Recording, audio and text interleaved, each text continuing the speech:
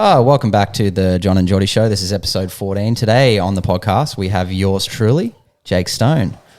That feels weird, but welcome to the podcast, dude. We're talking about Terry Black's smashing brisket and how good it was in Texas and how you're going to go out there next year. Okay, next year? Oh, fuck. For the money, I'd fucking love to go there. Fuck yeah. It's on the bucket list big time, mate. Is it? Yeah, fuck yeah. Yeah. It's like, yeah, I can't fucking wait to get out there. Did you try any other barbecue places there? Or yeah, I went to this like Loro place, which is like it's like brisket, like barbecue. So Texas barbecue infused with Asian. That was nuts, bro. Yeah, right. It was like, yeah, really good. And then what else?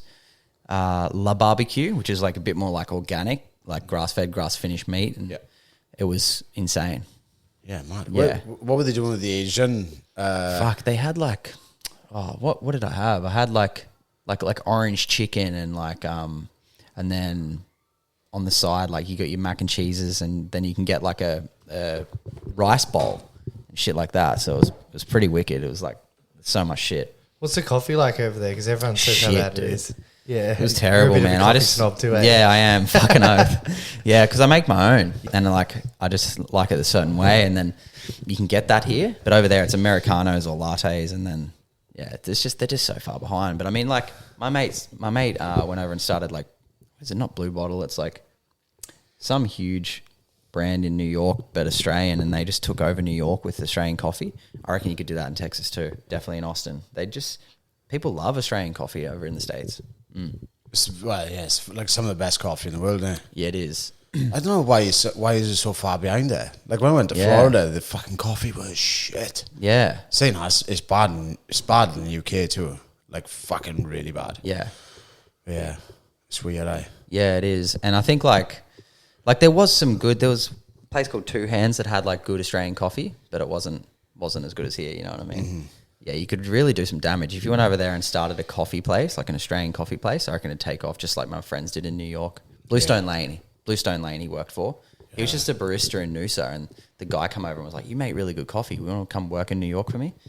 And then he just started. Now he's got like, I think they've got like 80 stores across the US. Fuck, that's wild. Yeah. That's mad. I know. There's a fucking gap in the market there, eh? Yeah, massive one. Well, what did you take you over to Texas anyway? What was like the occasion? You just fancy a holiday? Or? I just wanted to go train at B team, really. I just wanted to go see how my level matched up against like some of the best in the world. And like at our gym, it's sick. Like there's a bunch of good guys and they give me a hard time. But like over there, I just wanted to see what it was like to be around the best of the best. And like when I was coming up bodyboarding, that was like what I did with that too. I was like, if I want to be the best, I got to be around the best. So I just wanted to see that. And I think the biggest thing I came back with was a clear indication of where I need to go with my jiu-jitsu to be a lot better. And that's kind of what I wanted out of it. So yeah, it's cool. It's just like a bit of a growth experience. Plus I love traveling, experiencing different shit. And I'm in a unique position with my business and stuff where I can travel and like not worry about money. So it's like, I still get paid weekly. So it's like, why wouldn't you? Yeah, of course. Yeah. I'd never be at home if that was the case. Yeah. Yeah, it's hard. Like I got a girlfriend and two dogs. So I'm like, I was thinking last night, I was like, fuck, if I didn't have a girlfriend and two dogs, I'd probably just be away, you know what I mean? But I think it's good. It grounds me because it's like, like my business is going really well here with Callan. And so just keep punching that out and being grounded, but then being able to go away. But at B Team, did you find, what was there any differences with like, or what were the main differences with like how they taught? Like, yeah, it's pretty similar teachings, like just obviously good technique.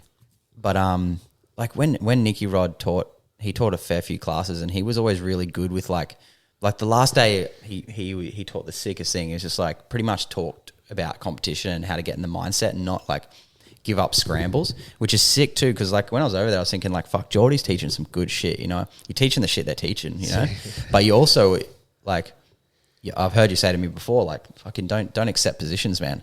And that's the biggest thing there is like, it's same as an MMA gym. Like if we were to go down to Compton, like I'm sure when you take someone down, they don't just accept it and start playing guard. It's like they get back up. And I think like it's a lot harder to pin someone who wants to get back up. It's different, man. It's a whole different kettle of fish. So coming back from there, I was like, fuck, that's what I want to work on. Like I'm not just going to get my back taken and then accept it and fight hands. I'm going to try and actually get out and stand back up. And yeah, scrimmage wrestling was the biggest thing that I'm really focusing on over there. And I realized that it's probably the most important thing in the sport. Like, because you start standing, and if you're a good wrestler and you're not going to gas yourself on the feet, then everything else flows from that. Yeah, I started watching the Gordon DVD. Dude. How that you were talking about it was sick. And it's like, he's not the best wrestler by far. Like, he's kind of not an athletic fella, but like at scrimmage wrestling, like I think even John said this, he's like, he could beat anyone in the world. Yeah. And you see that. Like, he gets taken down a lot, but he never gets scored on. Yeah. You know what I mean? Because he knows the rule set so well. Fully. Whereas like in a wrestling rule set, he would get smoked. Yeah, for sure. Without a doubt. So what is the scrimmage wrestling exactly? I think it means like, basically it's like a little bit different than like in normal wrestling, you drop your head low to match their head height. You know how they're like, you always want to match their head height. Yeah. Scrimmage wrestling, you stand a little higher. And then when you get a takedown, you scrimmage to get points. So I think that's technically what it means. Right. What I learned from Gordon on that thing. But when I was at B team, like everyone was doing it, man. Like, I don't know if you know that Nick Mattea guy. He was one of my first roles over there and kind of called me out, and I was like, he was a purple belt, and I was like, oh, this would be a fun match. It was the exact opposite than a fun match for me too. Like, he just fucked me up. He's a beast, dude. And it was all on the feet pretty much. Like, he just had me on ice skates for like 10 minutes because they do 10-minute rounds. And I was so gassed after 5 minutes. I was like, fuck, I got to figure out what's going on here. And since being home, I've been like pulling on the head a lot more arm drags, a lot more feints, a lot more, just being a lot more busy, but I'm not actually exerting more energy. And I was like, fuck, this is the key, dude. Were they doing like a lot of wrestling classes there, or like a lot of technique from the feet? Yep. We did heaps of stuff from the feet, like takedowns and working off the body lock from the single. And then we did heaps of stuff, like heaps of defensive wrestling, which is sick. Like how to break the body triangle when your back's been taken, get back up to your feet, how to break people down from the body lock. Yeah, that's kind of what was my favorite, Yeah. Gordon talks about in the DVD, it's like statistically the defensive wrestler scores more times than the offensive wrestler. Yeah. So the person who takes the shot more often gets scored on than the guy defending the shot. Yeah. Like, they've actually broken down the stats. Yep. Which I thought was pretty crazy. Fucking oath. Yeah. Like, I think a go behind is like the most high percentage takedown in wrestling. Yeah, right. Yeah. Which is pretty crazy. It's the hardest, but what my mind's changed on is like, I used to think wrestling was like really, really hard because it's like you got to shoot over and over and over, but it's not. It's like group fighting. It's like it's arm drags, it's setups, it's feints. It's like different times. Like, we're doing 5 or 10 minute rounds. They're sprinting. They're doing like 2 minutes. Is it? Yeah, 3 rounds of 2 minutes. So it's like they're just going for it. Yeah, for sure. Whereas you can't do that in jiu-jitsu because you can't sustain that output. Yeah, exactly. Yeah. I was noticing. When we trained. I think it was Saturday open mat.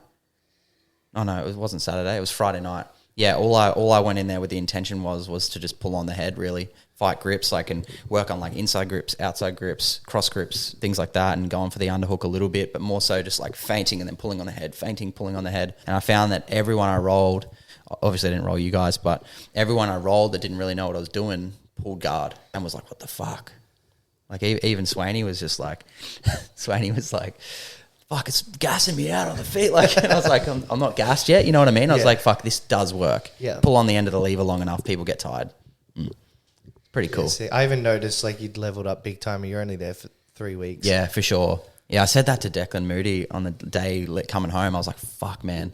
Imagine coming here for like 6 months or a year. And he's like, yeah. He goes, a lot of people don't know that. Like, you came here and you trained with this high level. Like, it was like snowboarding. When you come back after a month, the last few days there, your legs are in and you just feel like you're doing well. It's exact same with that jiu-jitsu. Like, the first 2 weeks, I was kind of like, fuck, I'm out of my league a little bit. And then by the last week, I was like, oh, I'm kind of like keeping up a little bit. Still getting flogged. Like, J-Rod flogged me, buggied me like 3 times. And I was like, fuck. Right. And I remember like looking up at Nicky Rod on the side, and like I could tell he was trying not to, like, because it was like an embarrassing moment for me because my head was like about to explode. I was in a buggy and I was like looking at him like his brother's just buggying me. It's an honor just to even roll someone of that caliber. Yeah, exactly. Oh, I know. Sick. It's sick. He's way bigger than you think too, that guy. Yeah. What is he? He competed at 80 something, did he?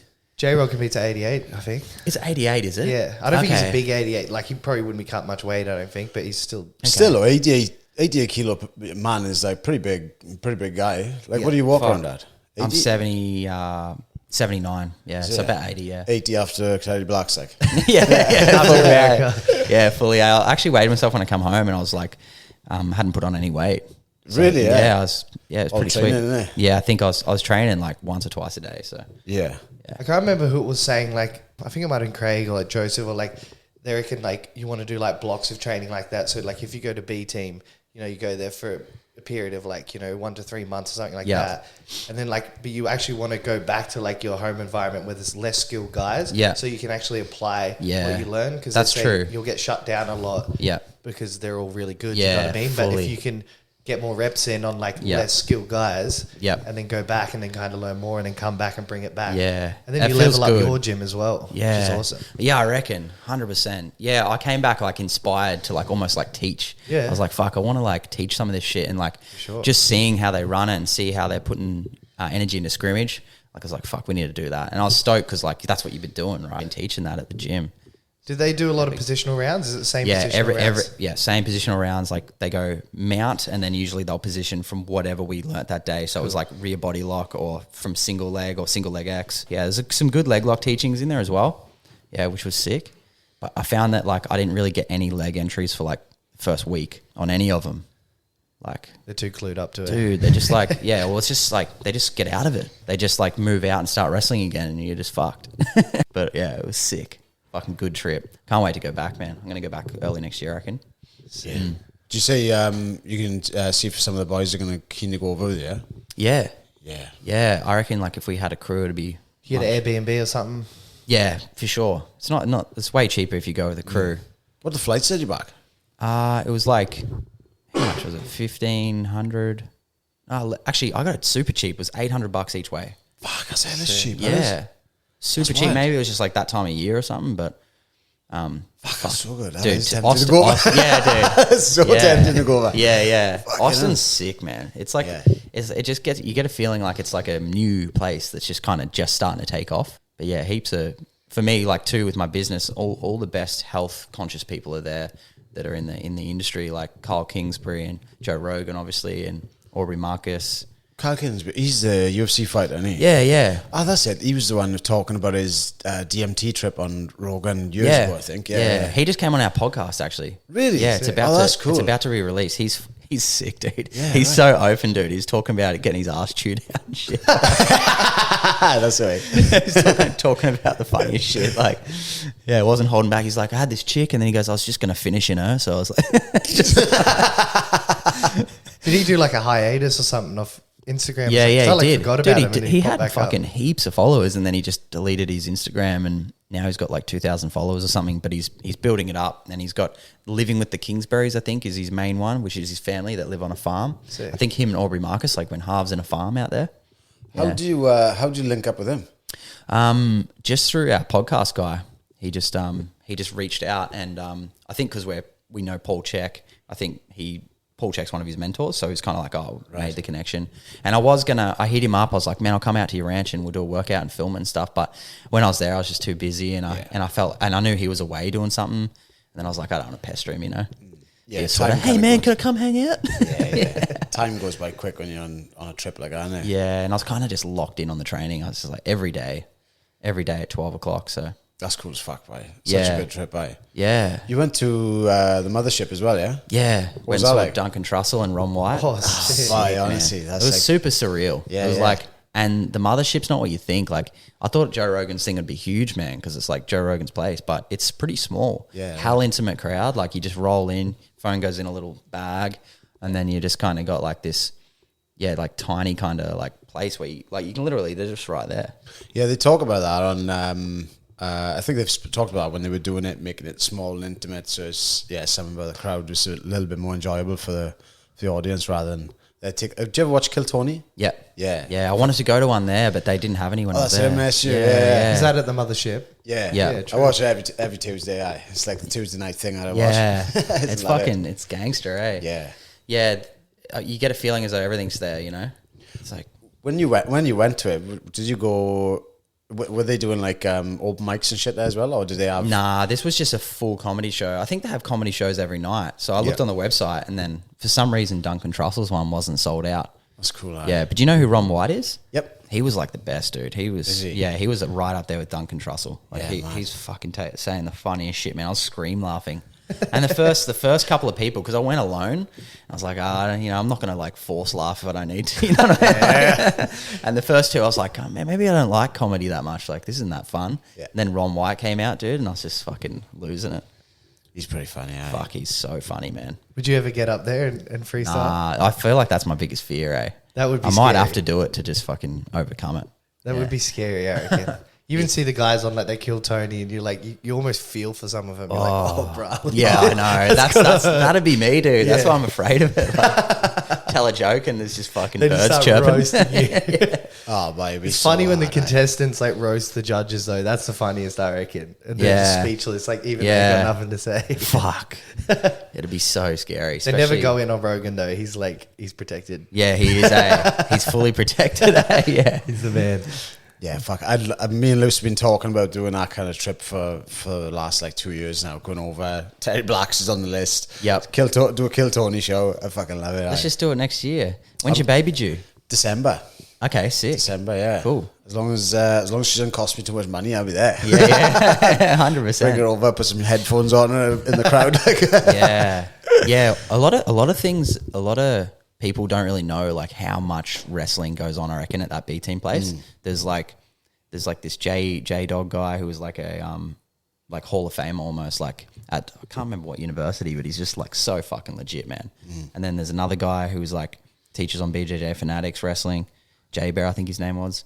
And that, like, after every round I was just like, what could I do better, you know what I mean? But and then this other Drew guy, like there's so many good wrestlers, man, all like D1, D2. They're all pretty approachable there as well, to ask them their technique. Yeah. Yeah, that's cool. Yeah, I think there's like the first week it was a little bit standoffish for like I kind of just kept to myself because you don't want to be the guy at the new gym kind of just like sniffing too hard. Yeah. But I think the people there, they respect you once you've been there a little bit and they know you're not going to spaz on them. Yeah, even when I did roll like Jay and stuff, I wasn't trying to beat him. You know what I mean? I was just trying to learn. So I didn't want to be like that guy who comes in and just fucking... Yeah, then they'll want to roll you again. Yeah. Whereas if you're just trying to prove yourself, like, this guy's just a fucker. Because they must get that all the time. I reckon they do. Because like you can tell they're real selective with who they roll. And I reckon I would be too. That would be so annoying. Oh, and there's new people there every day, man. Like every day I was there'd probably be 10 people that had just come for the day. They're just in Austin stopping by. So... Yeah, and jiu-jitsu people are weirdos. Fuck yeah. Like... Yeah, they are. They treat these people like they're celebrities, and then they go out into the real world. It's like no one knows who the fuck they are. I know. Yeah, it's super different. But fuck, it was cool. Yeah. Was it expensive to train it? It was $300 US for the month. So $300 US. Pretty good. Yeah. How many like numbers were on the mat each class? Like 50 minimum. Oh, yeah. That's like... Oh, it's a bit more expensive than over here, but like when you're training with the best in the world, it's like... Yeah, you get it. Yeah. It's a fucking weird sport, man. Yeah, like, where else could you go train with Michael Jordan, you know? Like, exactly, You just go and he's teaching the class, like... Yeah. Yeah, it's almost like kind of funny, like... Yeah. And he's always like, peeking here. Like, he kept saying that, Nicky Rod. What was he saying? Like, he goes, peeking here. Like, so they come... yeah, it's so funny. So here's the rear body lock. Like... That's funny, right? Yeah. That's a good point, though, isn't it? You think like soccer or fucking even like rugby union, like you couldn't go and like just play soccer with like Ronaldo or Messi or something, you know? It's crazy. It's crazy, but he's $1 million grappler and he's just teaching classes like a sick cunt. Yeah, like Gordon said, like he's probably the hardest worker. Dude, he takes it serious. I was watching him. He was doing like, I learned so much from just watching his like the way he rolls and stuff, but more so he's like breathing down after every round, like closes his eyes, goes inward, works on his breathing, then he jogs out after every round. So everyone's resting, he's jogging up and down the mat. Yeah, right. Like he's a fucking athlete. Hard nose. Yeah. That's wild. Do you have a roll with them as well? Nah. I was just like, no, I'm not even going to try. I bet it'd be an experience, eh? Yeah, for sure. Fuck. Way too big, way too talented, way too much of an athlete. I was just like, I mean... I would, but I fuck. It'd probably like, be I just pretty feel like dangerous role. Fucking, He'd be a dangerous role. Oh, I reckon, yeah. He'd be like Pete Mason on like times 10. I feel like you just with more technique. Hopefully, you just match your energy. Yeah. Pete don't. Pete's not Nicky Rod. No, I know, but I reckon he'd be like, I would have thought. I don't know, maybe I'm wrong. I'm basing on fuck all really. Yeah, I think like he looked, it's weird, like as hard as they look like they're going, it does feel safe. Yeah. Like I never felt like I was going to get injured by one of them. Yeah. Like, even though they roll hard. It was just good quality, like good technique. Yeah, true. So, yeah, I don't know. But, yeah, Nicky Rod's are just a whole nother beast. It looked like in there, like, no one even touches him, man. No one even comes close to getting, like, I saw him, like, being locked in triangles, getting out, like, everything he gets out of. And I think one of the guys in there said the whole camp for coming up to CJI didn't get subbed for, like, 9 weeks. So, and they're probably doing, like you said, they're starting from bad position. Dude, I know, yeah. It's like... you should be getting subbed. Yeah, I was convinced. I'm like, there's not a fucking human alive right now that could really bully this man on the mat, you know? Yeah. Fucking... Yeah, I'd love to watch him and Gordon go at it now. I reckon in their current state, he probably wins, I reckon. Yeah, I think so. Like, he's just learning. His whole life's just fucking dedicated to it. So. Is Gordon still in a bad spot then, yeah? I think so. Yeah, right. Yeah, his gut's fucked, man. There's speaking to it, because a couple of really high-level Czech practitioners and gut specialists that I was speaking to in the States, and they bring it up to me. They're like, man, I'd love to get my hands on him. It's an easy fix. His gut's fucked. He needs to just fully do a full gut reset. Yeah. What do you reckon they're doing for him anyway? Just like, well, I think he's on a lot of medication. Yeah. And once you start mixing medications and stuff, they all counteract each other. Yeah. And they start to fuck you up. So it's hard to know what's going to work and what doesn't. Whereas I'm a big believer in like nature healing. So I feel like medication's great when you need it. If he's really bad, sometimes it's the right thing to do. But I feel like he just needs to fully reset his gut. So that would be like, yeah, it's a hard one. He'd need to get off the steroids, get off all that kind of stuff, off any antibiotics. I don't know if he could get off the steroids at this point. Yeah. Like his body wouldn't know what the fuck to do. Yep. He's been on the juice for that long. Yeah, I know. There's got to be a way, though. There's got to be a way to fucking, you know. Yeah, he just might have to feel like detox and feel like shit for a bit before you feel better kind of thing. Yeah. Do you think if he's not using like oral steroids, it would be affecting it probably could be affecting everything else, I suppose, and everything's connected as well. Yeah, it is. Everything's connected, but definitely IV steroids would be better. But I mean, you don't want to start. Yeah. I don't know, because like oral obviously has to go through the gut and break down, whereas like, I don't know what he's taking. I would have no idea. But was it him that Craig was referring to? Like his missus would just look at him and decide on the dose that he needs. Yeah, she's like, I'm very in touch with him. I know what he needs. Yeah. Some bro science right there. Just look at him, squint her eyes, and go, "Oh yeah, he needs a little bit of this, Jesus. less of that." Yeah, she's freaky, eh? I kind of like her. Do you? I used to, but she looks like a bloke now. Too much, a little bit too much. Yeah, I'm kind of into that. Has she had did she have her tits reduced? Don't know. No, I think they got like induced. Eh? Yeah, I thought. I think they went really big, and they looked like joke shop tits. Yeah, but then and then I thought they're smaller again now. Eh? I think so. Yeah, she should have. They look yeah, terrible. I reckon. Yeah, they were too big. Hey, do you know, so with the holistic stuff, like with diet and just like the general holistic lifestyle, have you always been like out, like back in the day when you were bodyboarding? Or was fuck no. No, I grew up on like Coca-Cola and KFC until I was about 18. And I had a really good friend of mine called Scott Rigby, who was like, I used to get in a bunch of fights and stuff, and he was like kind of the loose cannon. So I kind of looked up to him because he was like the dude was a stunt man at the time, and he was just like a bit of a brawler, and he surfed and stuff. So I was like, this guy's the man at the time. And then one day I was in WA, and he's like, oh, I'm into this health stuff. And I was like, what the fuck? Like, you're not the health guy. And he's like ripped, you know, this guy. I was like, fuck. I looked up to him a lot, and he's like, oh, you need to get off Coca-Cola. And I was like a little bit offended. I was like, what? No, I'm get on Coca-Cola. Like fucking, you know? Yeah. And then I did, man. And I had 2 weeks of like full-blown withdrawals off Coca-Cola. Right. And then everything from then, I felt way better, way clearer. Mind you, I had depression, anxiety, and panic attacks and stuff. So everything cleared up a bit. Everything was a little bit like, oh, I can actually breathe and not feel so edgy all the time. So I think I was addicted to Coca-Cola and sugar. What do you think of the depression, anxiety, and that? Was that connected to your diet and whatnot? Definitely. Well, diet, and I lost my mum really young, and I didn't know how to like deal with that. So I I kind of was just like pushing. I remember at the funeral when my mum passed, I was looking down at the ground, just imagining waves breaking, like just trying not to think about it because it was just too painful. But I think that was when I just turned 18. So around this same time. So I think my diet was shit, and then mum dying, and mum died from when I was 12 to 18, and I didn't know how to deal with that. I just didn't have the tools. So yeah, I'd say that would. So you said she was dying from 12 to 18? Yeah, she died of cancer. Like she had bowel cancer, so it was like a bit of a battle for her. Yeah, it's pretty brutal. But I think definitely the diet played into that. But then obviously the biggest thing, especially with the Chek totem pole, is like emotions and stuff is at the top, because you could be eating really good food and still get cancer if you're stressed as fuck, hate your job, hate your relationship, all that kind of stuff. So I feel like this is the stuff really like men don't really talk about. They don't bring this shit up because if you're a man, it's kind of soft to speak, sometimes. But you can do it in a way where it's like not soft to speak, and you can just be like, oh, I'm actually fucking hell depressed. Yeah. You're sometimes telling someone too, you feel better about it just to get off your chest. Yeah, 100%. Girls are good at this. Like, girls are way better than us. Oh, like they're like, I'm feeling a little off today. Yeah. And like they're happy to communicate with each other. We're like, yeah, don't want to look like a bitch. What I I mean? You're like, what do you mean, you pussy? Yeah. And you're probably better off telling your mate than a chick anyway. You know what I mean? Yeah. Your missus, she's like, it's better to show them your weakness than your missus maybe. 100%. Yeah. 100%. Yeah, and that's that polarity too between you and your missus. Like I've been reading a lot of David Dita's work, and he's like, a woman likes to be led, so they need a strong alpha male that's going to be like, I'm going this way, do you want to come on board? Most girls anyway. Like, there's obviously like differences in this world, day and age anyway.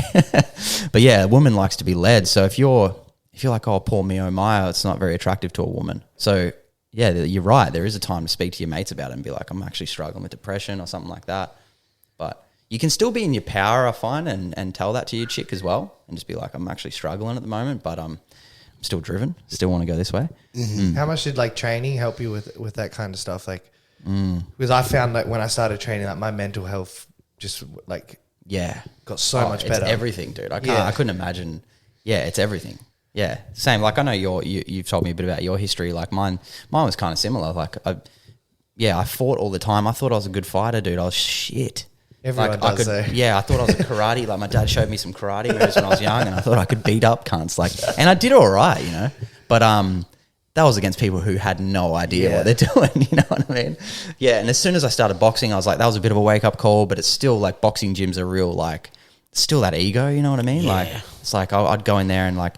Remember Bronte used to just bash me, you know what I mean? And like I was like, fuck, I've got no idea. Like I can't I'm shit at this. Just get it back on your roll. Yeah, for sure. Right?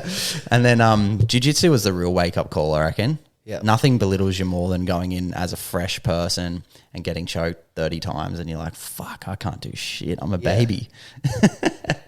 Yeah, some people, I think that would happen to them. They're like, fuck this, it's not for me. And then some people are like, this is fucking sick. Yeah. Like I was one of those people, but I didn't have a high expectation of myself. I was like, I knew I was going to get bashed, and then I was just like... Now you're the basher. Sometimes, yeah. Yeah, well, that's the thing. The biggest thing I think, like, because I saw you get your black belt yesterday. Congrats, dude. Oh, cheers. Congratulations, boy. Epic, dude. You black belt. Black belt. Kind of weird, but... Yeah, I know. Yeah, but fucking own that shit, bro. You're I always legit. said, John, I always think about how shit I am, but then I think back to where I started. I'm like, fuck, like night and day different. Yeah, 100%. You know what I mean? So, yeah, and it's like cliche. It's like, oh, everyone's on their own journey, but it's like it kind of is true. You know what I mean? Yeah, 100%. Yeah, you can't compare yourself to others because, like, I'd be like so proud of myself now if the white belt Geordie like seen this. Yeah. 'Cause now I'm just like, oh, what's next? Or like, if there's someone better than me, I hate myself because I'm like, I need to be better than them. For like, sure. I don't know what it is. But that's what a black before belt I'd is. just be happy just to like beat some fucking 12-year-old kid. You know what I mean? 100%. Like, yes. Yeah. But no, better. you're super legit and you deserve it. And like, I reckon like people, and you're such a good coach too, man. Like I've watched you evolve as a coach, man. and I think like people as a black belt, like I feel like I respect it so much because you know how much you've had to be subbed, and I think it carries over to life. Like not to get too deep, but like that's life, eh? That's why I do respect anyone who gets their black belt who's done it 10 years, and even if they get a participation black belt, they've been subbed a fuckload. And I think that in life, like that's the most important thing is just to be able to like, oh fuck, I'm shit today. And then one day you come, they have those days. You come in, you're like, fuck yeah, subbed him. And then the next week you're just like, man, I can't do a thing. So I feel like just that up and down heaps important to have in life. No one really gets that, eh? It's even more in MMA, eh? Peaks and valleys, but then when you zoom out, you know what I mean? It's constantly up on the uptrend. Yeah. It's like a Bitcoin chart. Yeah. That's how I look at training anyway. I'm just like, oh, a bad day is a good day coming up. Yeah, fully. Eh? And the goal is to be good on your worst day. Yeah, 100%. Yeah, fucking oath. I felt like that in the States. I really did. I felt like the first 2 weeks, I was like, fuck, I'm just getting fucked up every day. Like I was picking hard rolls and that's why I was there. But like, it was only to the last few days where I was like, things are starting to click a little bit. You know what I mean? I was like, fuck, this is sick. This is paying your dues. Was there any like correlation? Because like you're a competitive bodybuilder. If anyone didn't know, like super legit, the best in the world, right? Like, one of the best. I think I was third in the world, but I was 2 times Australian champion, and yeah, like my free surfing kind of spoke for itself. Like I was more of a free surf bodyboarder, and like up there for sure. Do you reckon that like helped you with jiu-jitsu at all, like the competitive side of it, or no? Fuck no, nah. I feel like it did worse. Like, well, I know that like when I was competing in bodyboarding, there was like a 4 or 5 year time where I just was so shit and couldn't win, and then I started winning everything after that, and I was like, is it the same with jiu-jitsu? Maybe. Like I think that you just got to pay your dues and lose a lot. Like I feel like even just going in, like my first comp at brown belt, I just got subbed by everyone. I was like, and I know it's not because of my ability, it's more just because of my head. It's like a different thing. And I remember in bodyboarding, it was the same. I was just like, I'd go out there and I'd just take the wrong waves, do the wrong shit because I was so nervous. Make bad decisions under pressure. Hell bad decisions under pressure. And I think like in jiu-jitsu, that's the same for me. And I kind of haven't conquered that yet. Whereas in the training room, you'd never make those mistakes. Like you're a beast in the training room. Yeah, I like that's how I feel. I wish if I could roll like that in a comp, I feel like I'd do it much better. It's crazy, isn't it? How like when you win the competition, like nothing's different other than what your own mind is creating. But it really does change stuff. Like I had like a joke match with Ben yesterday, and I was literally completely gassed in like 2 minutes. But it was like, you look so good though. No, I felt terrible. I was like, that's terrible, Ben. I'll send you a video. I was like, I don't even want to watch it back. I think I like subbed him under 2 minutes, but I was like, bro, if I don't sub you now, like I'm gonna fucking gas out and lose this match. It was horrible, and I was like, that never happens. Yeah, fully. But like, obviously, if I was treating it like a competition, I would warm up. I'd literally just like had a coffee and then jumped and went in. But it was like, I was like, man, I could have see from the outside looking in. I was like, oh, he's on today. Like, I was like, you're like shooting the underhooks real deep, and I was like, Ben doesn't know about the underhooks. Like when Benny walked out, I was like, go Benny, and then I saw you. I'm like, go Jordy. Fuck, it was sick. So how old were you when you started bodyboarding? I was 11. Oh, right. Yeah, 11. And that's not competitive now, just like jumping on a bodyboard for the first time? Yeah, just the first time. I was down at Ballina, and we're at the Caravan Park Hastings Point, and I bought a bodyboard magazine, and then I was like, fuck, this is pretty sick. And then my brother was doing it a little bit, and then, I think I turned professional when I was 16. So I started traveling the world when I was 16. Saving up to go to the Philippines, and then I was like, I lost all my money. I worked at a strawberry farm, and they were giving me like $7 an hour or something like that. I didn't have enough to go to the Philippines. So I was like, fuck this. Went out and got pissed. And then next day a sponsor rang me and was like, we want to send you around the world. So within a month I was like traveling the world. And from there it just went up and up. And I think the most I ever made was about $100,000 a year. Yeah. Is it? Fucking hell, there's a lot of money for fucking boogie boarding. You were like a celebrity at my school. Like everyone would talk about Jake. That's like, so because funny. bodyboarding was huge. It was huge in the like early 2000s, probably to 2010. It was kind of bombing. I didn't even know it was you. Like I trained with you for a couple of years before I even correlated. Yeah. Like because I remember like Ben and his mates like watch your DVDs, like was it Visions and like all those all those bodybuilding, like John O'Bruce, all them guys, and then like I didn't even correlate because you had like blonde hair. Yeah. You look so much different. I'm like, and then I realized once I followed you on Instagram, I was like seeing these surfing pictures. I'm like, fuck, that's the dude. Yeah, it's so funny, man. It's like a whole different life, man. Nah. Hell, at my school you were. Yeah. It's funny because like it's one of those things, it'd be like jiu-jitsu. It's like to me, like Nicky Rod and Gordon Ryan and stuff are like at the top, you know, I'm like, fuck, they're the hugest things. But maybe to like people who don't, that's probably not a good example, but to people who don't know jiu-jitsu, they might not be anyone. And I think like with bodyboarding, it was heaps like that. It was like there might be 10,000 people that do the sport and love it and would say I'm famous or what in the sport, but then to everyone else, it's like, you're nothing. They don't know who you are. Well, fuck, like I must have known you about 5 years without actually like knowing you. Like I remember I was working with Josh Conmedas and he mentioned something about you and he's like, oh, Jake's a fucking psycho. And I was like, Why is he like that? He's like, honestly, he hits, he's like, the waves he hits, he's a fucking psycho. And I was like, I remember looking him up on YouTube, and I was like, fuck, he's a psycho. That's so funny, nuts. dude. Yeah, the funniest thing about that is, it just does correlate to jits. Like that, the biggest fear of mine was catching big waves as a kid. I didn't know whether I could do it coming from the Sunshine Coast, but then I would say like experience overcomes fear over time. And then I surfed. When you're there and you're at the biggest waves in the world, and all you got to do is make a decision to do it or not, and then you do it. It's like, it's not that hard. I think like doing it so much, like, and I know Hawaii helps. Like I did 10 years straight in Hawaii for 6 weeks a year, and being in those big waves for like 6 weeks every year was pretty cool. And that would have been an interesting thing for you guys to experience. Like not a lot of people know this, but over there bodyboarding's super hated. Well, it was when I was coming up. You feel like it's like racism. It's like, Why? they just hate bodyboarders. So it was like you'd be out there. Not everyone. Like there was Mike Stewart and Kano McGee and a couple of real like scary guys, but they all did MMA. And there's these people known as the Wolf Pack. Have you heard of the Wolf Pack? No. It's like, so they just sit on the beach, and if anyone dropped in on the locals, you'd hear this whistle, and it'd just be like a wolf whistle, they call it. Fuck yeah. And you'd wait for the guy to come in, and they'll just beat the fuck out of him. Why? Just because Just because he dropped in, and like if you're a bodyboarder, it's even worse. Like, yeah, right. yeah. So it's like, Why though? Why the dislike? I think because like one I'm stands up, assuming one sits down, one lays down. Yeah, I was gonna say, I'm assuming It's- it's between the surfers and bodyboarders. Yeah, I don't know why it was. It's not too bad now. I think it's like a lot of the surfers that I know, like even the pros, they're all super chill. I used to travel with them and stuff, but I mean, Is there anything in the way you surf the wave on a bodyboard? Is you like getting away more than a surfer? or yeah, I something? What think is it? so. I think like as a bodyboarder, you can kind of take off under the lip a little bit better. Like especially at pipe, like you'd wait for them for it to fully ledge out, and then they'd pull back and you'd go. Obviously, like guys like John Florence and stuff like that, they can take off on those steep ones. But it's all changed now. Honestly, I feel like bodyboarding now is really, it's kind of like surfing's caught up. They can do the same airs into the flats. They can charge as heavy waves, if not heavier. So I feel like it had its place, and I think it still does to a certain degree, but surfing's definitely like more exciting for me to watch these days.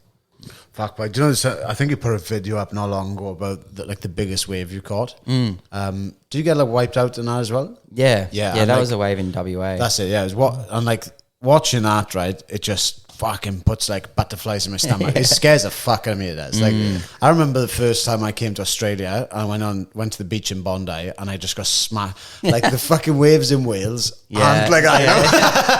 Yeah. Not like You're on Bondi Rescue. you go to the beach fucking twice a year, like, and the waves just aren't like that. And like, I remember getting smashed just standing and like walking into the water, you know. So watching that fucking scares the life out of me. Yeah, that was an interesting experience. Like, I actually snapped my leg 4 months before that, and had like a compound fracture in my leg. Bodyboarding or? Nah, on a trampoline place on the Gold Coast. Oh, yeah, that'll and then do. I was like, yeah, we're gonna heal. And then I went on a coke bender in Sydney, and my mate rang me. He's like, the biggest swell's ever gone to WA. Like, do you want to? And I was just like so selfless at the time. I was like, my career was ending, and I was like, fuck it, I'll just go give it one last hurrah and see if I can just light a match on it, kickstart it. And then I ended up getting that biggest wave of my life and nearly dying. And then I rang my sponsor, and I was like, just got the biggest wave, like it'll probably be a cover, it'll be this and that. And he's like, oh, cool, boy, like what's next? His name was Julio, is this big fucking wog fella. And he's like, what's next? And I was just like, at the time I was like, nah, I'm done, I'm out. Fuck yeah. What was it? Was it the injuries and stuff, or just like you were just sick of it? Just like you feel like you're never doing enough. I feel sorry for athletes, like surfers and any athlete, because like your self-worth is on how good you are at your sport. And I just felt like I was like always chasing that, like, am I good enough? Am I good enough?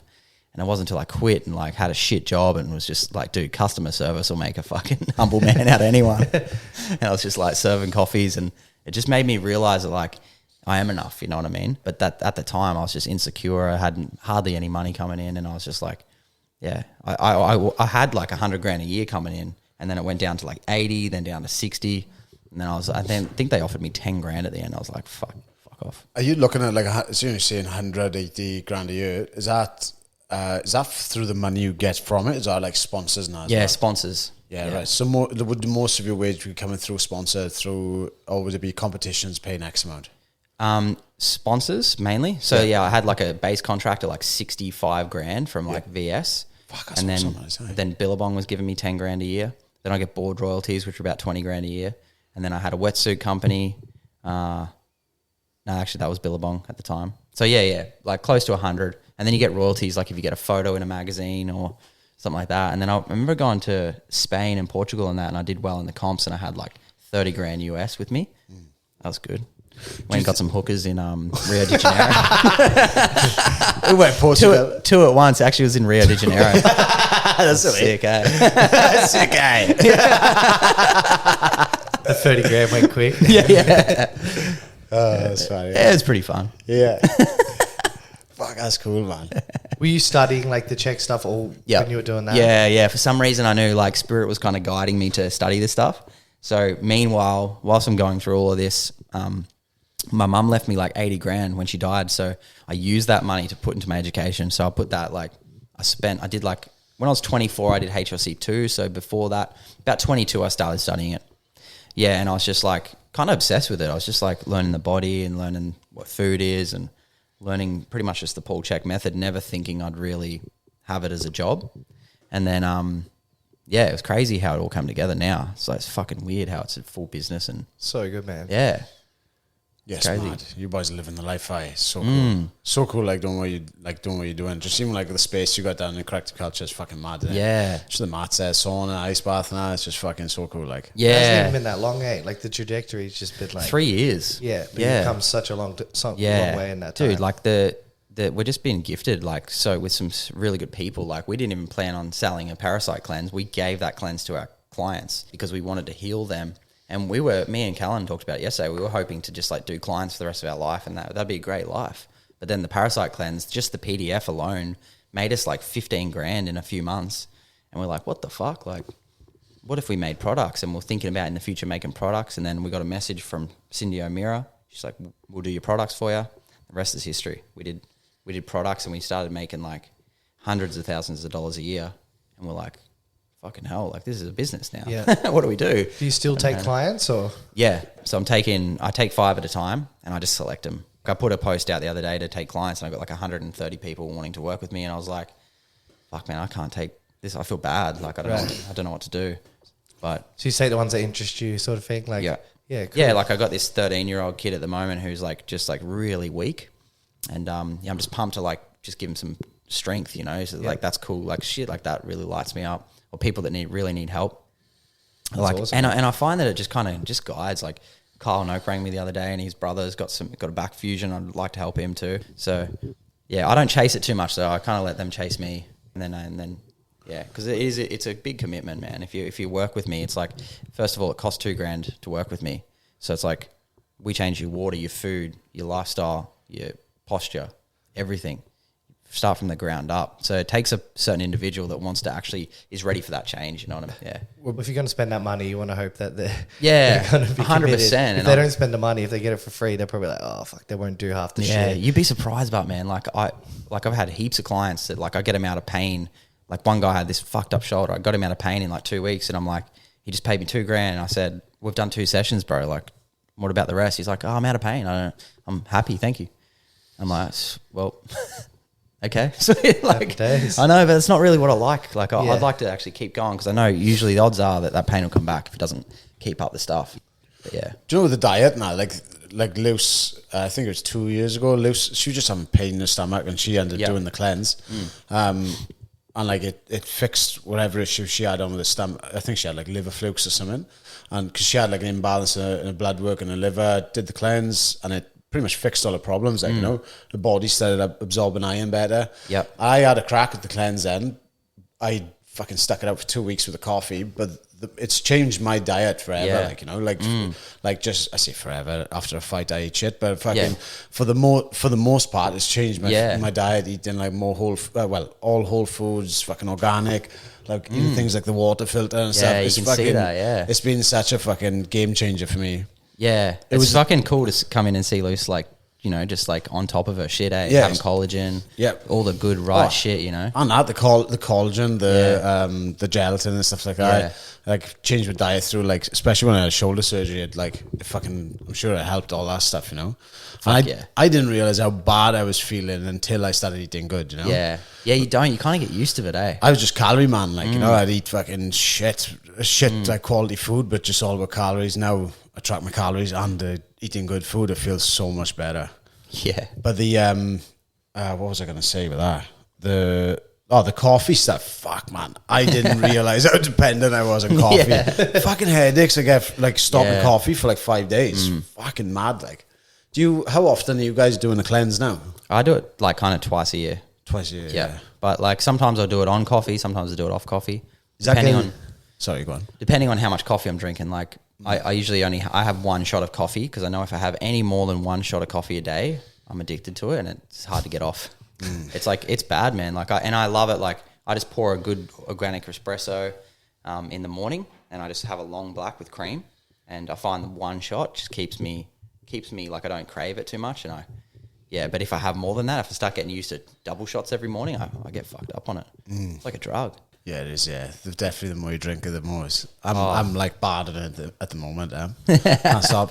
It's a brutal drug. It's like, but it's also not the worst. Like there's good benefits to it as well. Yeah, but it's just like it fucks with your sleep, like your adenosine receptors in your brain, and replaces hormones. Like it does a lot of shit. It fucking stresses your body out. Yeah, I know. Like if I drink too much coffee, like my blood pressure's through the fucking roof. Yeah. Like I did my blood pressure the other day, it was like 167. Yeah. Yeah, that's like, fucking high, bro. Yeah. I'm like, every time I'll do it, be like a new high score. I'm like, fuck, man. Like, and then I've even like have 2 a day, like one in the morning and one in the afternoon before I teach, and then I've like green tea in between. I'm like, I think this is helping. Yeah. That's on blood pressure meds as well. Yeah. That's crazy. That's crazy. Yeah, I probably need to do a cleanse or two. Yeah. Well, yeah, whenever you're ready, man, I'd love to help you with it. Yeah, just like the quickest way to health is just to just do little things at a time. Like it might just be cutting down one coffee a day and you might feel a little bit better, and then cut out another one, and then it takes time. Like I feel like you can't just change everything overnight. Yeah, eliminate one thing at a time. Yeah, for sure. But you've had an interesting health journey, with like... Yeah.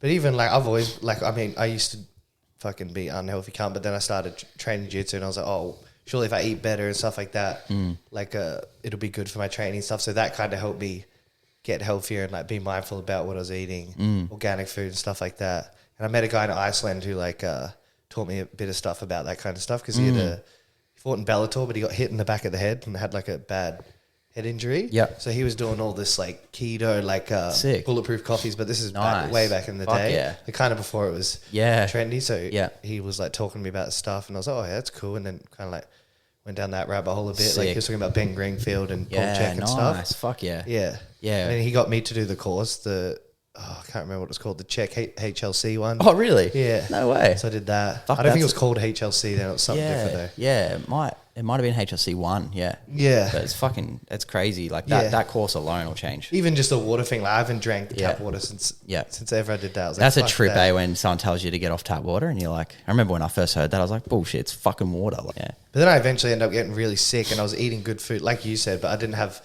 all the other things in place. Like I was working trade job 8 hours a day, driving to Brisbane, then training jiu-jitsu every night, just burned out, drinking coffee out my ass. And then, obviously that's going to catch up for you. And I think the paint fumes and like spraying all the time, I think that is what drove my body into overdrive. Yeah, because as soon as I took that out, it like my body started healing. So paint's gnarly. Yeah, that's a lot of people get cancer from that shit. And they say like, oh, it's safe like now and stuff, but they've said that about all the past things, you know what I mean? And then it ends up giving you cancer. 100%. Yeah, I know. I've been looking into like EMF, like electromagnetic frequencies and stuff like that. And that'll be the new smoking. Yeah, in 20 years. We're bombarded by it. Dude, it's fucking scary. I was talking to Denim about it Friday, because he had a pair of AirPods, and I was like, because it was you actually speaking to you about the AirPods that made me stop wearing them. And because they are so convenient, isn't it? They just, in the gym, I was like, but they fit in your ears. Yeah, what the fuck? Everyone says custom one. I've seen custom AirPods. No, everyone says this. My ear holes are actually there, but so that's them.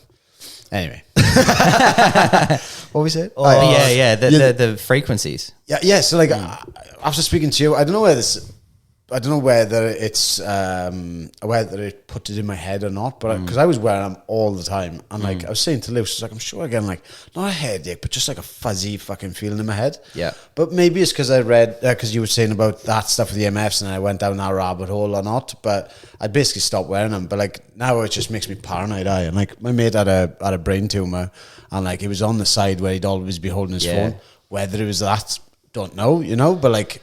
It does make you think, like, all the Wi-Fi signals and shit. These things attached to your head, both sides of your head. Like, surely it's not doing good. Like, well, I spoke to one of the best eye surgeons the other day, and he was saying that the rates of cancer from phones in the same side as they use on the ear at the moment, it's like freaking everyone out in the hospital. I think it even says on the iPhone thing, like, don't put it to your head. Yeah, speakerphone or have those wired things. But I had the same thing with the AirPods.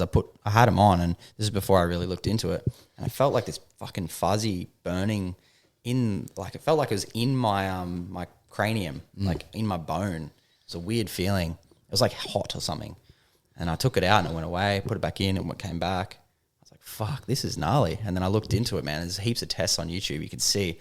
And funny enough, like Apple Pods are the worst. They just like threw off the read. When they have the EMF reader. It's just like it's just like fucking gnarly, dude. I got an EMF reader at home, and when I put it there, it just goes real bad. It's funny because my mum used to tell me this shit like back in the day before anyone even knew about it. She'd be like, don't use Teflon pans, like all this shit, don't microplastic, and don't like I wouldn't do it. And now like just because I was brought up that way, but a lot of people like they just do not give a fuck or even think twice. But like, it kind of just makes sense. Like grandma's wisdom is better than any fucking like science and bullshit like that. And obviously now it's all coming out that all that stuff was right. You know what I mean? I know. Like not to use vegetable oils, like to use olive oil or butter. They were trying to demonize like fats, and then now it's sugar, and like it's always something new. You know what I mean? I know. Yeah, there's always something new, and it's like I don't want to be a stiff either. Like I still want to have a good be able to do shit. Like when I go out eat pizza, I'll drink beer and stuff occasionally. It's like I know what makes me feel good. Like I know what to do if I want to go out and have a big night. I know what to do the next day to feel good again. Yeah, it's just balance, man. At the end of the day, it's like it's not about being some fucking health guru or freak. It's just about having a good life and being able to train every day, not have a sore body. Yeah, that's all. And just using better alternatives, isn't it? Yeah. Like you're saying, like the seed oils, and like people you see, like James Smith puts things up where like, oh, if you're 150 kilos, they're like seed oils aren't your problem. Like, true, but like maybe cutting them out would probably be a help as well. Like, why have two problems? Like, you can have an easy swap for one of the things there. It costs you fuck all. It's wild. And cancer, like if you look at what cancer truly is, it's like an imbalance. It's syndrome X in the body. It's your body's last cry for help. And sometimes you can't win that battle because cancer is brutal. It's like an autoimmune disease. It wants to take over and it wants to kill you. It wants to end the life. And it's heavily linked to parasites and fungal. By the way, I'm not saying I know the answer to cancer. I'm just saying that it's an imbalance. Oh, you'd be dead if you did. Yeah, I know. I have no idea. But just like for common sense for me in my mind and what I think about is like you change your water, get off the seed oils, you cut your EMF down, you don't spray paint all day in the ceiling. There's a lot of stuff you can do to kind of stack the odds in your favor to have a good, healthy life and feel good and not die early from some kind of autoimmune disease. Or I don't think that it's a simple case of like you're a victim to cancer just because it's hereditary. Like it's hereditary with both my mum and dad's side, so I'm a little afraid of it, right? But I like to think that I have enough good lifestyle things going that I'll be healthy for a very long life. Yeah, or minimize the chance again if fucking dramatically, like, innit? Yeah, 100%. Yeah, it's funny you say with the autoimmune thing, innit? Like my psoriasis clears up completely when my diet is fucking shit hot. But 3 weeks after the fight, eating fucking 10 loaves of sourdough and fucking and loads of other shit they shouldn't be eating. Like it's gone fucking ballistic at us. And it's all the only thing that's changed in my life is diet. Yeah, and it's a gift, man. It's like if you had a car that was starting to get old and decrepit, you'd want the oil light to come on, right? True, yeah. It's the same thing. It's the same thing. That psoriasis is telling you, hey, there's a little bit too much sourdough. Let's just pull it back for a bit. It'll disappear and then you're good again. So it's like the body's smart, man. The body wisdom is pretty amazing. So true. Yeah. Fuck yeah. Yeah, fucking hell. How much do you think now, like when it comes to diet, now how much do you actually like stick to at the moment? Is it like fuck, I don't know, 80% of your diet? Do you try and stay fucking super good for X amount of time, or how do you go about it? I go 80-20. Yeah. And when I have the 20, I like it's 100% 20. I'll eat fucking whatever. You know what I mean? Well, I wouldn't eat really fast food. I don't really eat I never eat McDonald's or KFC or anything like Hungry Jacks or anything. But like it'll be pizza, or it'll be like just out. Like I had was it urban lamb? And things like good is it? That's in Johnny's 80. Yeah. It is. Every day he asks me, like, have you had urban lamb, boy? Shut up. I was going to try it. Now I'm not. Yeah. Actually, the guy, he trains in the he used to train at class. Legacy. Oh, he still does? Yeah. I wondered if he'd gone MIA. No, he trains. He does 6 a.m. So you true, never see true. him. Different crew, man. Yeah. You need to go to Urban Lamb, boy. I'm telling you. Oh, yeah, I was like, man, good. my mate won't shut the fuck up about your business. Dude, I bought like the lamb box last night. Like it's $100 and I got like a full lamb shoulder. Oh, nice, boy. It was fucking good. It's fucking, and so much food as well, isn't it? Like $100, but like me and Luce fucking get that one, and we still got a bit the next day. You get leftovers. Shut up, like.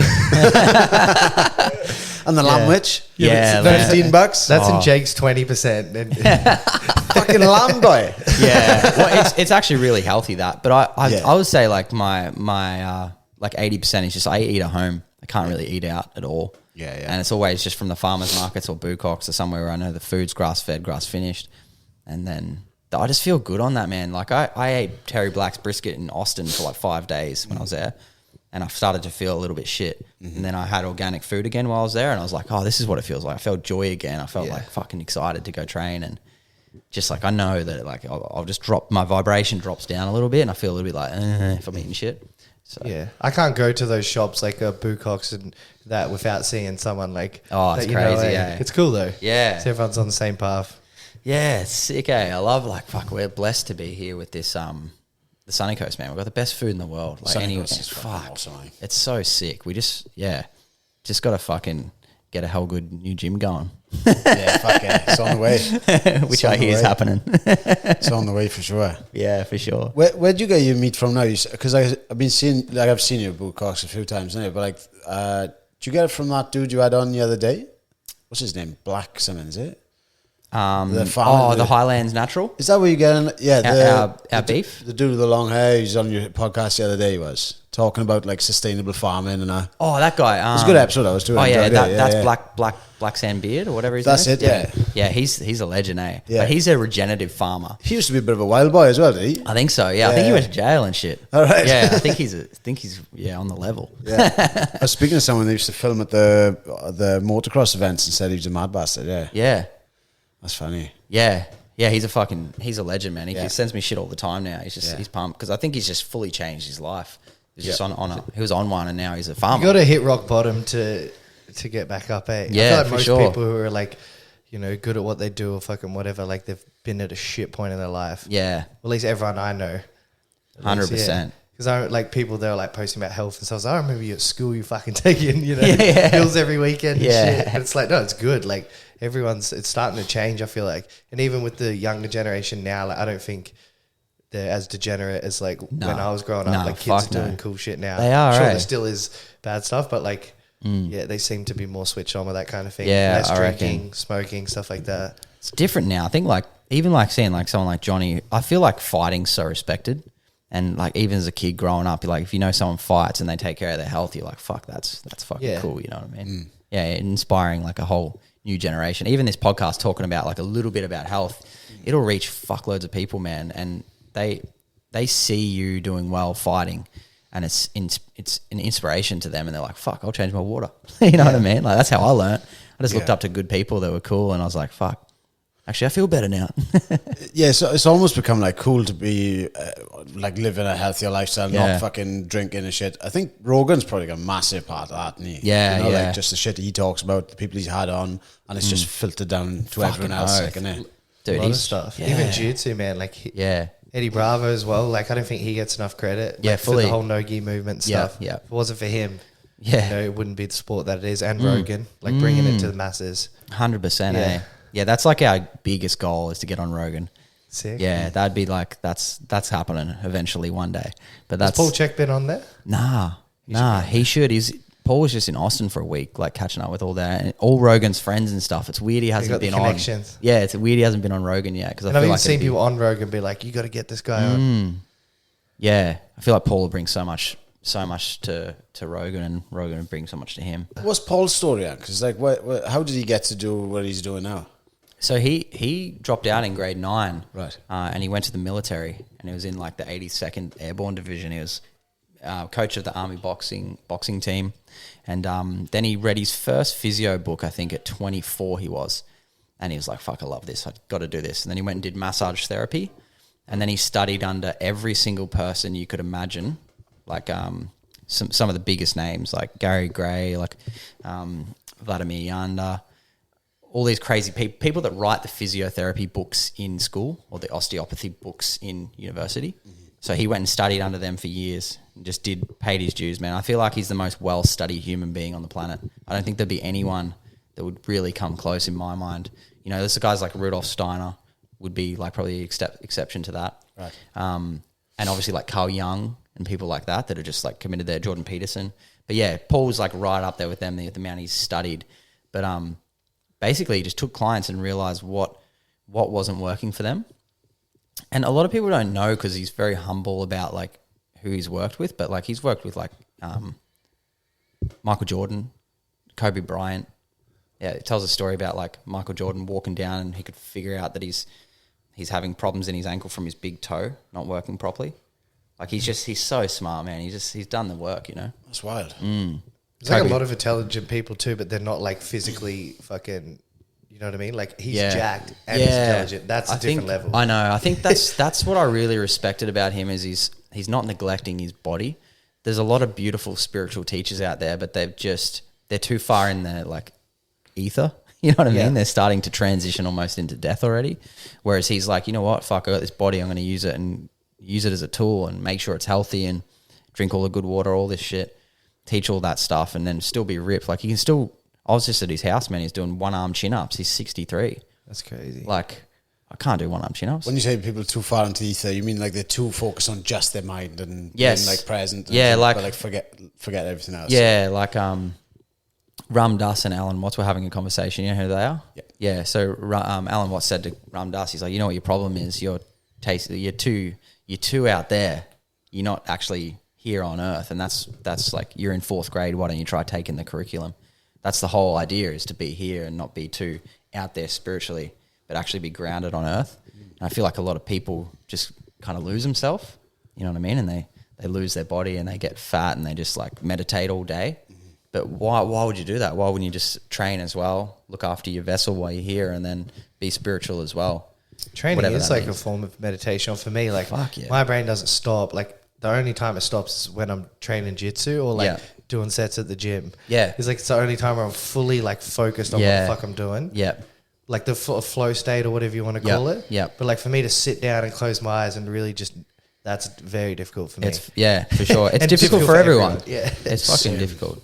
The same with like trying to meditate or being present. The like training, or like the ultimate one for me is like fucking second the fight starts, like when you're in the cage, it's like fucking there is nothing in the world that exists other than what's happening right there in front of you. Yeah. It's insane. Like It's a you fucking can high, smell things differently, things sound, it's a weird, you know, you come out of it, it's like, it's fucking weird, like it's completely different from like a sparring match or whatever. It's just like, you're just so present. Fuck, I could only imagine with a fight, man. Do you know what's funny what you're saying about the two out there thing? And it's like fucking my mate just saying about Eckhart Tolle. Like I like listen to like Power Now. Yeah, and he was saying like, oh, I really like Eckhart Tolle's stuff. But he's like, fucking hell, man. He needs to do some fucking jiu-jitsu or fucking kickboxing. A stiff breeze to knock a hand over. I remember we went to Eckhart Tolle's show down in Brizzy, and see the cunt coming. He looks like a literal fucking a real life version of Kermit the Frog walking to his stool. It's so true. He needs to do some fucking squats or something like. Yeah. I reckon like that's what I'd like to. You know, I know Paul's already done that, but that's what I would really like to be an example of coming into my later years in life. You know, I want to be like 60 and fucking jacked and still doing jiu-jitsu and still not being in pain and fucking looking after myself. You know, and my stepdad's like that. Like. I didn't look up to him, or I do now, but like I think I secretly was looking up to him. Yeah, for sure. I just didn't want to admit it, but dude, he's 60, like fucking jacked, man, like six pack, fucking ripped as fuck, strongest dude you ever see. And then like people like Mark as well, you know, like they're the people I look up to because I'm like, I want to be doing the shit they're doing at their age. Yeah, because I'm like, fuck, I want to be doing this shit like jiu-jitsu for the rest of my life. You know, we all do. So it's like they're the people I'm like, fuck, whatever 100%. They're doing, it's working, right? Yeah. Fucking, I'm not gonna lose. Most people their age are fucking just on the couch. You know what I mean? And the crazy thing is, most people will tell you how to be, but then they're not an example of it. Yeah. Like but Mark is an example of like, you know, lifting and doing good shit his whole life. He's still training, still strong as fuck. Yeah. Still, you know, he's got his family life sorted. He's got everything sorted. That's what I really look up to as well. Is like someone who's like treats their wife good, has good kids, has everything like on point. You know, there's no slippages. You know. I feel like that's a big thing. He still trains, makes time for his family. Yeah. Like, that's a big thing. So you got to divide your beans, eh? Like, you don't want to put them all in the one basket because you end up like Gordon Ryan or something. Really good at jiu-jitsu, but just fucking. Dude, I feel like I'm pretty sure he's having a hell time with his missus. Doesn't he like fuck it? Doesn't he like fuck heaps of chicks and like? Maybe he's not a good example. Like someone who's just hyper focused on their career and just has no time for their kids or their wife and they're miserable, you know what I mean? Yeah. That's not a life. But what you said before, man, about like slowing down and like what I like to tell people is like, you know how hard it is to sit with your own thoughts sometimes? Just do 5 minutes a day and lock yourself in a room. I know this sounds fucking weird as fuck, but I lock myself in this little black room at my house and I'll just sit there for 5 minutes and my only goal, I leave my phone out. I set an alarm on my phone and my only goal is to just see what is coming in, like what I'm thinking. You just watch what you're thinking for 5 minutes. Dude, it makes a hell of a difference in your life because you start to just like, I don't know, it's like a filing cabinet. Things start to come up and you're like, that's a weird thought, that's a weird thought, that's a weird thought. And I think the longer, and it becomes enjoyable. That's the weird thing. At the start, it's like, fuck, I'm bored. Because we're always flicking on our phone, snapping to the next thing. But what I found was like really helpful is like, and then it carries over into real life. Like I see my thoughts a lot more like, oh, that's a jealous thought, or that's an angry thought, or it just helps, you know, you start to like decipher what's going on in there. I did do like the meditating app. I think it was like Waking Up or like one of them. Yeah. I did it for a year straight. Sam Harris's one. Yeah. Sam Harris or I can't, one of those ones anyway, the guided meditation. Sick. So I did 10 minutes a day for a year, like Amazing. strictly. I was like, that would change your life, right? Yeah, I was like, if I pay for this, I'm going to fucking do it. And I just made it a routine. Like, I'm pretty obsessive like that. Sick. I'm like, I'm going to do it. And then I did it. And like, I noticed like some big benefits. But the only thing I didn't like is like, I became like very emotional in a sense where like, I remember one day I was like working and I was thinking about my brother and his daughter. And I just like started crying. And I was like, what the fuck? Like, you open your heart up. What the fuck is going on? And then like, I'm pretty sure that was like a side effect of that. Like, it would have been a lot more emotional. Yeah, well, that just says that you're living in your heart chakra. So that's like, you're moving up into your heart chakra. So if you keep going with that, you'll move past that. And there's nothing wrong with feeling a little emotional. I feel like first time I saw Paul cry in front of like 50 people, he was just like, oh, my wife Penny, and he just started crying, and I was like, the fuck, he's crying, like, and he's a masculine dude, it's super masculine, and then he cried, and I was like, what the fuck is going on here? And then he just like went, okay, now this is where the anatomy attaches to here, like he just moved straight on, like, and I was like, fuck, and it freed me to do the same. I was like, you know what, I'm just gonna cry when I feel like crying when it comes up, and I'd cry, and then it took a while, but then now I'm like, if I cry, I'm just like, oh sweet, it's done now, like, let's move on. Gives a fuck. You know what I mean? But it's a good thing, man, because like it's obviously something coming up from the unconscious through the emotional brain into the frontal lobe, and you're processing something. Do you cry in movies, boy? No, I don't want to cry. No, I was just thinking. I find it quite uncomfortable. No, it's just something I find it uncomfortable to do. Like, you know, it's a weird thing, isn't it? But like, thing I can. Yeah, I don't know. The only time where I think like where I've been cried a lot is like when my mates died, and it's like it's like I don't feel like I got control over it. You know what I mean? For sure. I'm not like what I've realized is like I hardly cry anymore because like I'm okay to cry now. But before I was like, I don't want to cry. I want to hold it down. It's worse. Like, yeah, it's worse. And there's like, burst out. yeah, I had the most fucking embarrassing thing. My first public speaking thing.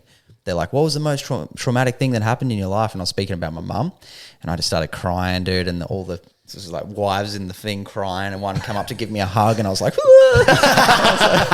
and I was just like, fuck, dude. I was so embarrassed, dude, for like months. Yeah. And then I realized I was like, fuck, I needed that to happen. Yeah. And it happened once more doing a talk. And then I did my first other talk the other day, and I was like, I didn't feel emotional. I was like, fuck yeah. It's working now. I don't need to fucking do it. I did cry actually watching My Sister's Keeper. It was about a girl with cancer, and I'd been on a bed. I'd been on a bender the night before, no sleep, and I was actually in front of Lucy. I was just sitting there, clutching on my arm like that, and I started crying watching the film. I was like, "You crying?" She's like, "No." Looked up at me. Like, oh. Dude, it's so funny. Yeah, it was a hard night and no sleeper. It's weird. It wouldn't have happened otherwise. You can cry from like happy things, like, you know, when you see in a movie or something, like, or a dog gets reunited with yeah, his owner, dude, like, they get me. Yeah, they get like, me. but why is that? Because it's like a happy thing, but you still cry, but it's like a different emotion. You know what I mean? Yeah, But for it's sure. the same reaction. Yeah. The same as like how you always talk about like nerves and excitement. You know what I mean? They're the same, but they feel very different depending on how you look at it. And the same with the emotional thing. Like, oh, this is a happy moment, but you're like sad about it. Like, or you have a sad emotion. There's different kind of cries, eh? Like sometimes like I'll have someone who's just like fucking emotionally like vomiting all over you. There's just like, you can tell they're not in control of their shit. But there's a different cry where it's like they're in their power and they're like, oh, I just need to cry quickly and then fucking move on, or I just need to let this out. And I feel like that's sick. Yeah, back when someone's just like got their shit together, but they're like, fuck, I just need to have a cry for a bit and then move on from it. Yeah, it's cool. But yeah, I'm not gonna be embarrassed about crying anymore. I feel like it's just something that, you know, if you feel like doing it, fucking do it. Yeah, and I feel like that's a big part of just being who you truly are. Because like if you feel like it and it's coming up, just let it come up and then be open and honest about it, and then move on from it, and not be embarrassed by it. That's the biggest thing. Have you seen the Theo Von podcast with Strickland? Dude. That was cool, man. Because like, Theo was like, cool. I can take it down. And Strickland's like, nah, fucking, I don't care. Like, I wear my heart on my sleeve. And he's not the kind of dude that would be like, I don't know. I feel like he wouldn't have wanted to cry, but like, he broke down. Dude, yeah, he's got a lot of stuff talking about his childhood in and shit. And I was like, fuck, man, that's like commendable. Yeah. You know what I mean? Yeah. Especially for like a fighter. Someone like him, he's like very like, you know, he takes the piss out of people and shits it, but he's just like, nah, fuck it. You know what I mean? He's a sick cunt. I back that. Yeah. Yeah. He could probably do some trauma work, like some like, he's I don't know fighting if for he is, different like, reasons. Yeah. Just funny actually. Me and my mates were on mushrooms once. We were like, oh no, this is a fucking shit story. We were fucking, it just made me think of crying, but like we were all tripping our heads off looking out at like it's just a really nice scenery, and my mate Owen was standing in front of me, and he turned around and he was streaming, and his eyes fucking eyes were streaming. He's like, it's just so overwhelming. He said, it's just so beautiful. That's sick. The mushrooms got him, like, dude. Yeah, I've never done mushrooms, but I've been never done mushrooms. Nah, I'm intrigued. Like, oh boy, I know. I think I need to just like do like a microdose at the start. Yeah, just take the armbands off, just jump in. Microdose. Dude, I might never come back. I could be just come back with a fucking glass of orange juice. I love it. Don't tip me. Don't tip me. Yeah. Oh, I love them, mate. Yeah, I haven't had them. I say I love them. I haven't done them for ages, but I just find them. There you go. I find with mushrooms, right? You know the thing of trying to be ultimately present. Yeah, I feel like they give you that for 5 hours. Fuck. Yeah. You can stare at a rock for 5 hours and be like, fuck. Yeah, that's amazing. We went to lay under a tree for like literally 5 hours in cotton tree, and just lay under a tree, and we just lay there just watching the trees rustle and listening to the fucking birds chirping and shit. I know it sounds... That's but cool. Like, it was just unreal, like, you know, just ultimately present for that amount of time. Fuck, that is sick. And now we smoke a joint, and then Lucy thought she was losing her mind. Yeah. Yeah, I feel like mixing it, man. Weed fucks with me, dude. I can't smoke weed. I fucking freak out. Yeah, I'm anti-weed. Yeah, I'm anti-weed. Have you tried any in your volcano? I haven't. I have smoked weed with Paul in a volcano. Yeah. But for some reason, man, I don't know what it is. Like we had Ryan Sprague on, who's a weed guy, on our potty, and that was fucking interesting. I was like, maybe I could smoke weed if I had like a real low THC weed. Yeah. I reckon I'd be all right. But And also like the kind of weed, like I've never known what kind of weed I've smoked.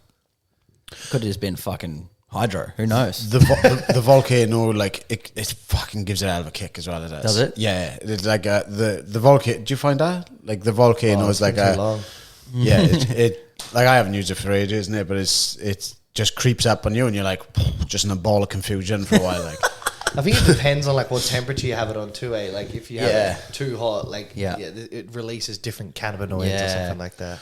The if you get like a higher CBD than THC content, it'll be a lot more mellow for you. That's what I heard. Yeah, it's like this guy is saying like CBD is the brake, THC is the accelerator. Gas. I had one 9%. gas. We don't need any more gas. We need the brake. Nah, fuck yeah, we need the brake. I had one 9% CBD and 6% THC. That it would probably be good for like someone that doesn't do much. I just think the return on investment for weed is the worst out of every drug. Like stimulants, I understand. I'm addicted to stimulants. Yeah. I understand that. Like steroids, I think the return on investment is pretty good. Weed, I just can't see what the return on investment is. Do you know what I mean? Like I don't get what you get out of it. I think you used to be a bong head. I know, but that's what I'm saying. I'm speaking from experience. Like I don't think anything positive comes out of it. But I think I think it's it's in the dose, and it's like I think. If you have a little bit, it's the same as having a coffee in the morning to get you going. If you're using it just to relax you a little bit and just chill out after a hard day or a hard training session, just to decompress. But I think when you start using it every day and you start getting smashed out of your brains, that's when it's like... Yeah, I feel like was that Dan Bilzerian thing you sent me? He said that it was the hardest drug for him to quit. Because people who say weed isn't addictive... Bullshit. It is. Like if you tell it like a weed head to be like, they're like, oh, I can quit whenever. It's like, all right, we'll quit now. Oh no, but I don't have to. It's not bad for you. It cures cancer. Yeah. Bob Marley died of cancer. He smoked a shit ton of weed. Yeah. Do you know what I It's mean? true. Yeah. I feel like an addiction is anything that doesn't like add to your dream or make your life better. And there's very few people that smoke weed that I know of that like addictively that it makes their life better. I feel like it makes it worse. But there is a few people that do smoke better, it. Well, would smoke it just like as like every now and then, you know what I mean, or like every few days or whatever, or at nighttime or whatever. And it's you can tell it's not really affecting them. But I can't do that with anything. Nah, I'm all in. Yeah, yeah. I'm either all in or all out. That's why I don't drink. I don't do drugs or anything like that. I back that. Like, I can't like. Yeah. I'll get addicted to shit that they say you can't get addicted to. Yeah. And I realized that like early on. So I'm like, yeah, good on you, man. That's awesome. You don't drink at all? Nah. No. Pretty much stopped everything. Yeah, that's pretty good. Fuck yeah. Maybe when Johnny wins the UFC belt, I'll have a beer. Yeah, dude. Fuck yeah. I'll be on your team then, dude. What's that? I'll be your fucking physio. You want a physio? Physio. Fuck aye. Wristies, everything. Whatever you Rub need. down. I'll take a wristy. I'll take a wristy. Fuck. Can't wait to see you in the UFC, dude. I know, me too, boy. Me too. Dude, Gaethje's fight was sick the other day too, eh? Gaethje? Yeah. Gauchi. Gauchi, yeah. Sorry. Yeah. I know, I'm fucking gutted for Gauchi not getting that contract. Mm. Like, I just think it's a shame those two boys fought each other. I think, hopefully Dana will reconsider that, the decision not to give him the contract, because he broke his hand in the first round. The first round was quiet. Second and third, I thought he put everything together. His boxing was insane. He wrestled well, fucking... walked down the biggest power puncher in the bantamweight division in Australia. Like, I think it's insane that he doesn't get a call up. I'm a fan of Drillich too, but like I think Sean won the fight decisively, and I think like the way he won it as well. Yeah, you didn't have two guys just like slinging fucking bones at each other for 3 rounds, but like they're both power punchers. They both fought technically. Sean fucking had the best of him. Give the man a fucking contract, like, you know. It's like he broke his hand, like, for fuck's sake. Like, give him a fucking shot, like, you know. Yeah, I feel like he showed so much maturity in his striking and his takedowns and just the way he won that fight. Yeah, I'd be psyched to see him in the UFC. He's one of the best guys I've like had the chance to train with. Really, he's fucking so good, boy, honestly. Yeah, and like. Yeah, he did fucking good in the fight, but like he's better than that again. Like, yeah, I think he's fucking shit hot. He's one of the best guys I've seen. Like striking, his wrestling, defense, his offense. He's got it all. Like, you know what I mean. Get him now while he's young. Like, it's fucking Hopefully he recovers from surgery with his hand pretty quick, and they reconsider the decision with him, because he'd be a talent. It'd be a shame not to see him in there, because he's already beaten Usyk, hasn't he? Yeah, it was like early in the career. Yeah. I haven't seen a fight, but I think his Usyk was the only loss until he lost to Pantoja and Kai Kara France. Okay. Wow. But yeah, so he was his only loss going into the UFC. Sean's fucking good, man. He He's is, man. Fucking Yeah. so good. Yeah. Just give the guy a fucking shot, like, you know. Yeah, I know. Yeah. But Coming. yeah. Australia. Australia On the map, mate. on the map. But yeah, we'll fucking call it there now. Yeah, Cheers, fuck yeah. cheers, Jake boy. Yeah, Where- thanks for having me, boys. Legends. Yeah, just if you want to find you on Corrective Culture, Yeah, Instagram, correctiveculture.com. Instagram's Jake_Stone. And if you vibe anything we've been talking about, just reach out on DMs or an email or whatever. Okay. Appreciate Cheers, it, boy. guys. Thanks Thanks, for having me on. Jakey. Thank you. Legend.